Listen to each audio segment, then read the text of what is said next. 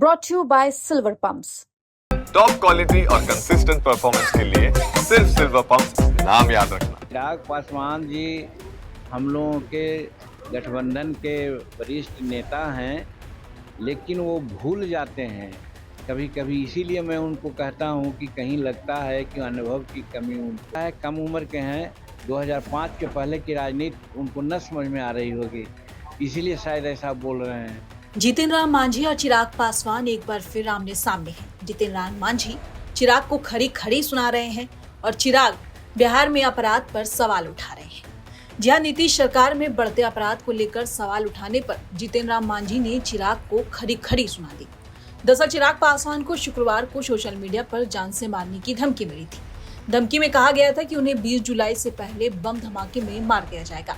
इस धमकी के बाद बिहार की कानून व्यवस्था को लेकर चिराग ने राज्य सरकार पर तीखा हमला बोला और पूछा कि बिहार और कितनी हत्याओं के भेंट चढ़ेगा। चिराग पासवान ने इस धमकी पर प्रतिक्रिया देते हुए नीतीश कुमार सरकार की कानून व्यवस्था पर सवाल उठाया। उन्होंने अपने सोशल मीडिया एक्स पर पोस्ट करते हुए पूछा कि ये समझ से परे है कि बिहार पुलिस की जिम्मेदारी क्या है।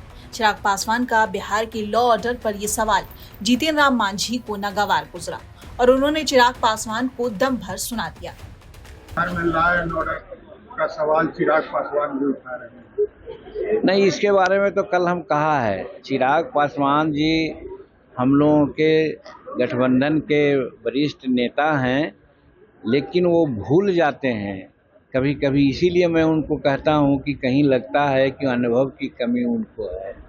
वो भूल जाते हैं लॉ एंड ऑर्डर ऐसा आज नहीं न है बिहार का कि एक अन्य मार्ग में क्रिमिनल और विक्टिम के बीच में समझौता करा करके रैंसम दे करके छुड़ाया जाता था। आज वैसा न हो रहा है। आज तो यहाँ हो रहा है, देखे नहीं कि अभी उसने मारा खेमका को, कि क्या नाम था उनका, गोयनका को, तो उनके अपराधी को ठोक दिया गया। आज तक कहीं है किसी के राज में ठोका जाता था? तो जब ठोकने की बात आ गई, कहने का मतलब कि लॉ एंड ऑर्डर का जीरो टॉलरेंस की बात नीतीश कुमार कर रहे हैं, वो काबिल तारीफ है। और ऐसे समय में अगर किसी को लॉ एंड ऑर्डर के बारे में अगर समझ में बात नहीं आती तो मुझे समझ में नहीं आता है। उनको हो सकता है कम उम्र के हैं, 2005 के पहले की राजनीति उनको न समझ में आ रही होगी, इसीलिए शायद ऐसा बोल रहे हैं।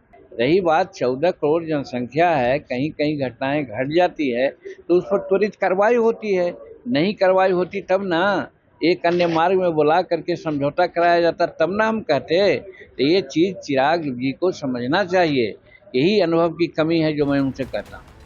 बता दें चिराग पासवान और जीतन राम मांझी के बीच नोकझोंक आए दिन जारी रहती है।